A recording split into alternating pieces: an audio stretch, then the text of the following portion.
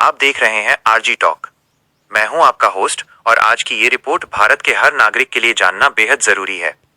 दोस्तों, भारत को अभी अभी 24 दिन का एक खतरनाक अल्टीमेटम मिला है और ये कोई साधारण धमकी नहीं है। अगर इन 24 दिनों में मांगे पूरी नहीं हुई तो मामला सीधे international court of justice ICJ तक पहुंच जाएगा। लेकिन हैरानी की बात यह है कि यह धमकी किसने दी? कौन है वो ताकत जो भारत जैसे विशाल देश को अंतर्राष्ट्रीय अदालत में घसीटने की बात कर रही है? इसके साथ ही 1 जनवरी 2026 की सुबह भारत और पाकिस्तान के बीच एक ऐसा गुप्त आदान प्रदान हुआ है जिसके बारे में न तो टीवी चैनल्स बात करते हैं और न ही अखबार छापते हैं। ये मामला इतना संवेदनशील है कि एक छोटी सी चूक करोड़ों जानें खतरे में डाल सकती है। आज की इस खास रिपोर्ट में हम आपको वो खबरें बताएंगे जो मुख्यधारा के मीडिया से गायब हैं।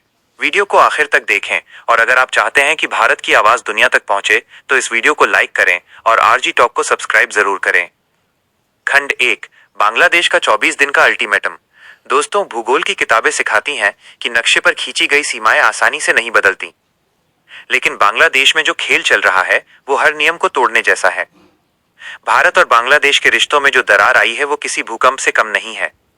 अब हालात ये हैं कि बांग्लादेश में खुलेआम नारे लग रहे हैं, भारतीयों को बाहर निकालो, उनकी नौकरियां छीन लो।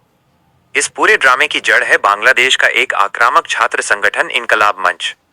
इनके प्रवक्ता शरीफ उस्मान हादी की रहस्यमय हत्या के बाद पूरे बांग्लादेश में तूफान आ गया है। 28 दिसंबर 2025 की रात को इस मंच ने मोहम्मद यूनुस की सरकार के सामने 4 बड़ी मांगे रखी। 1. हत्या के आरोपियों को 24 दिन के अंदर पकड़ो। 2. भारतीयों को निकालो, बांग्लादेश में काम कर रहे हर भारतीय का वर्क परमिट रद्द करो। 3. आईसीजे की धमकी, अगर भारत ने सहयोग नहीं किया तो उसे अंतर्राष्ट्रीय अदालत में घसीटा जाएगा। 4. खुफिया एजेंसियों के खिलाफ कार्रवाई। अजीब बात यह है कि यूनुस सरकार ने इस पर पूरी तरह चुप्पी साधी हुई है।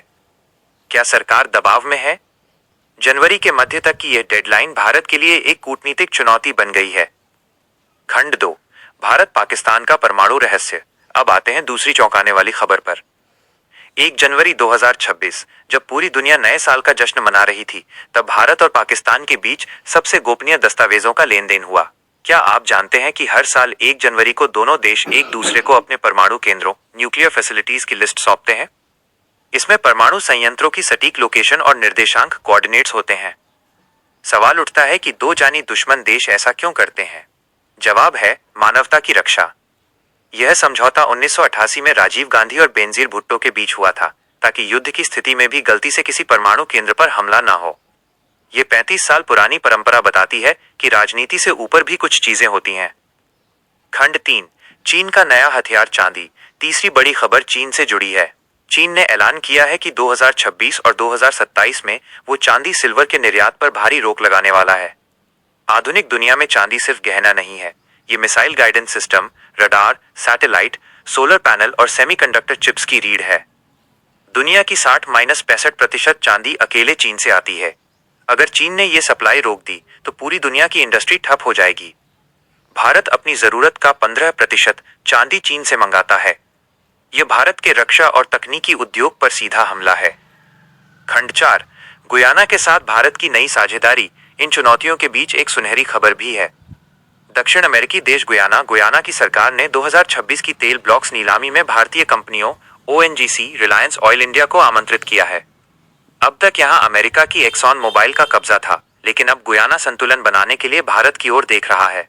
रूस से तेल आयात घटने के बाद गुयाना से ये साझेदारी भारत की ऊर्जा सुरक्षा, एनर्जी सिक्योरिटी को नई मजबूती देगी। दोस्तों, ये थी आज की वो खबरें जो काफी रिसर्च के बाद आरजी टॉक आपके सामने लाया है। बांग्लादेश का अल्टीमेटम, पाकिस्तान के साथ परमाणु सूची का लेन देन और चीन की चांदी वाली चाल, इन सब पर आपकी क्या राय है? कमेंट में जरूर बताएं।